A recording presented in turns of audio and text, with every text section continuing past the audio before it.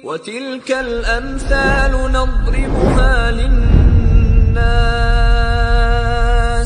وَمَا يَعْقِلُهَا إِلَّا الْعَالِمُونَ.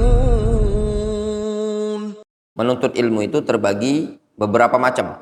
Al-qismul awal fardu ainin. Menuntut ilmu itu hukumnya fardu ain. Kapan? Yaitu sesuatu yang wajib bagi setiap person, baik laki-laki atau perempuan, atau sesuatu yang tidak diperbolehkan bagi seorang muslim untuk bodoh. Jadi menuntut ilmu itu fardu ain.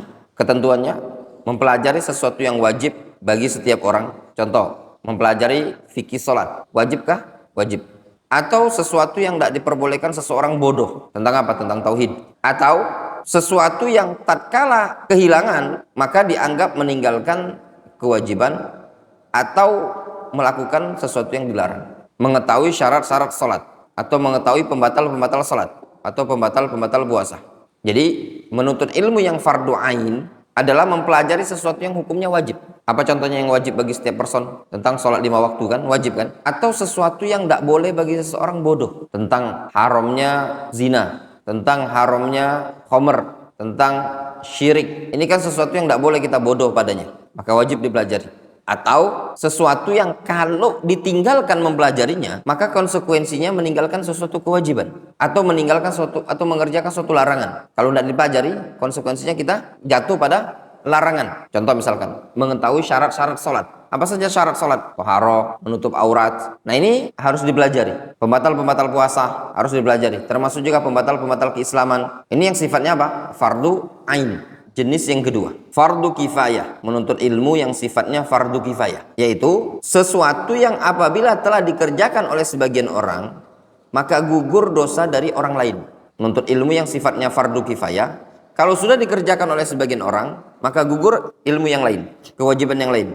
Yang lain tidak ada tanggung jawab lagi. Seperti mempelajari hukum-hukum waris. Hukum waris itu tidak setiap orang harus ikut belajar. Kalau sudah ada yang mempelajari di suatu wilayah tadi, sudah tergugur kewajiban dari yang lain. Al-qismus tsalis mandub, belajar hukumnya sunnah, yaitu orang yang mempelajarinya diberi pahala dan tidak berdosa bagi orang yang meninggalkannya. Yaitu setiap ilmu yang telah gugur fardu kifayah padanya dikarenakan adanya orang yang mempelajarinya dari orang-orang yang gugur padanya kewajiban tadi, sehingga bagi orang lain dianggap hukumnya sebagai sunnah. Faham Ahmad? Tadi belajar ilmu waris hukumnya apa, Mat? Fardu kifayah. Sudah antum pelajari, maka bagi dokter fikih hukumnya apa? Sunnah. Difahami? Seperti itu. Demikian juga mempelajari mulahul ilmi. Mulah itu inti-inti ilmu, dalam-dalam gitu loh. Dan yang semisalnya. Contoh misalkan rincian-rincian bab-bab tauhid untuk hiasan saja gitu loh. Ilmu-ilmu yang sifatnya hiasan, pelengkap, bukan sesuatu yang inti, dalam artian sudah merinci dia tuh, ilmunya merinci gitu, udah detail, bukan lagi kulitnya. Kalau antum pelajari itu ilmu itu sudah indah. Ya misalkan contoh, antum mempelajari tentang sholat, hukumnya apa? Wajib. Nah antum mempelajari rincian-rincian dari sholat ini tadi. Nah, ketika antum pelajari secara rinci, detail sekali, nah ini tadi masuk pada hukumnya sunnah, tidak wajib lagi. Yang dulu dicontohkan oleh para masyayikh kami seperti mempelajari tafasil tauhid, rincian tauhid. Tauhid secara global apa?